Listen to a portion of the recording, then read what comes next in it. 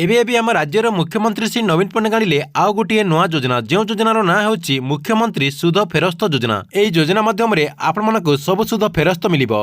आपण जेकोसी बैंक रे ऋण नैतिले एई योजना माध्यम से ऋणर सुध फेरस्त पाइपारे। तेबे ए नै सरकार तरफ कौन अपडेट होईची एवं आपण सब ऋणर सुध फेरस्त पाइबापी कौन करने को पड़ो यही वीडियो माध्यम आपण डिटेल जानीपारे। से वीडियोटी को शेष पर्यंत देखंतु। ता पूर्व वीडियो को गोटे लाइक कर दिंतु एवं जो मैंने मो चैनल को नुआ आसथिबे चैनल को सब्सक्राइब करी पाखर थिबा बेल आइकन को क्लिक करके ऑल नोटिफिकेशन ऑन कर दिंतु।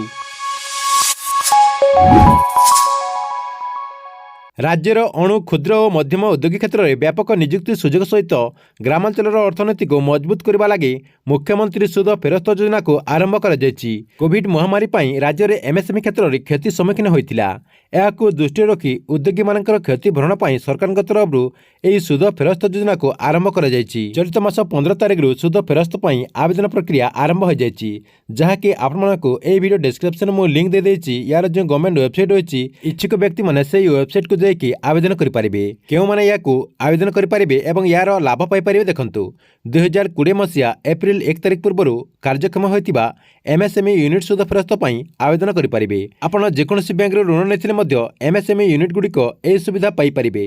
यही नूतन योजना पर राज्य सरकार तरफ वार्षिक 200 कोटी टंका पर्यंत खर्च करेंगे बोली जनापड़ी।